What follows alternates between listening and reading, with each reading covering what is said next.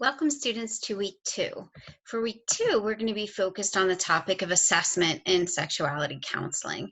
And so with that, you're going to be reading the Crooks and Bowers chapter 2. And the chapter is entitled Sex Research, Methods, and Challenges. And this text chapter is going to go a lot into details of how to do research, what are some of the methods that have been historically used. It goes over some of the key players in sexology, the study of sexuality, historically. And so some of you may be familiar with some of their names, like the Masters and Johnson studies and things like that.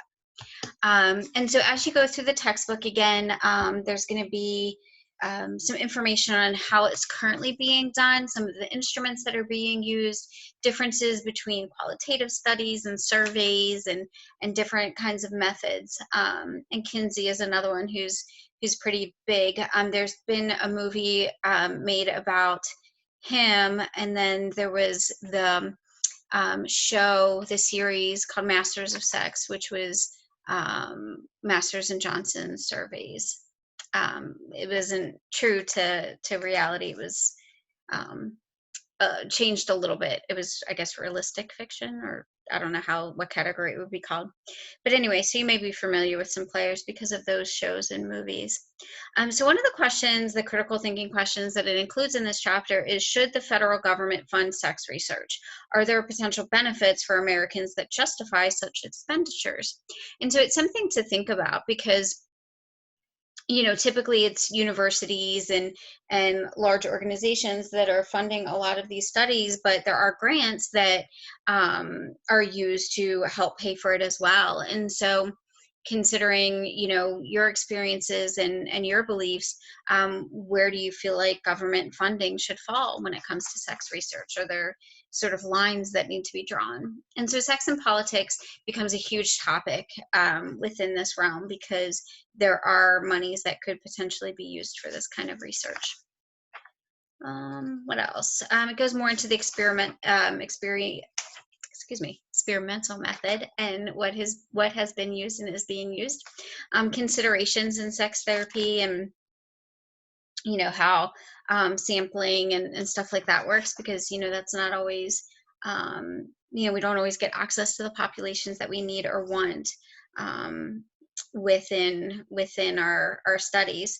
And so one of the other thinking questions in this chapter is, in light of widespread media reports of unauthorized access to personal files by internet hackers, is it ethical for sexologists to conduct research online? Why or why not?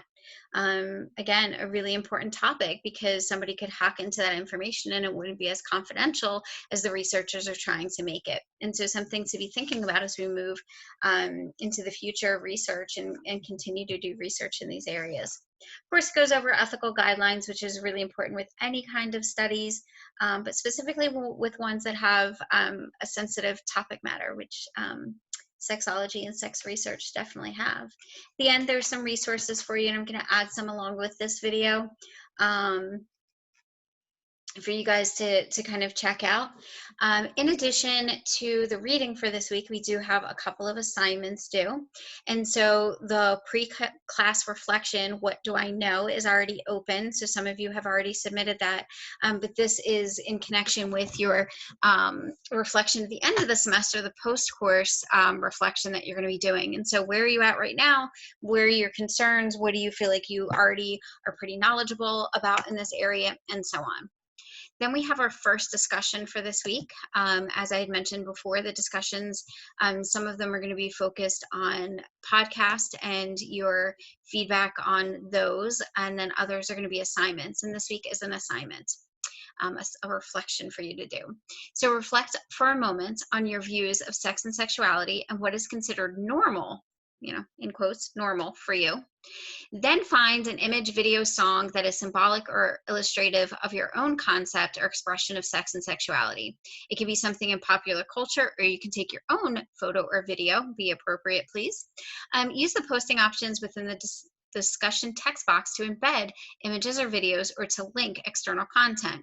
Under the image, briefly answer the following questions. So there's to be a written component, even if you're uploading a video or an image or something like that. Tell us what this represents for you. How does it capture some of your own beliefs, values, identity, etc. about sex and sexuality? What about it feels normal, again in quotes, or comfortable to you? And so this is going to be due on Thursday this week. There is an announcement reminder that will be sent out Thursday morning to remind you to post your initial post. Because the assignment actually says that it's due on Sunday, because that's when your replies to peers are going to need to be posted. So you only have to do one reply to a peer, but you can certainly do more if you'd like. In addition, I want you to remember the keys to responding to your peers.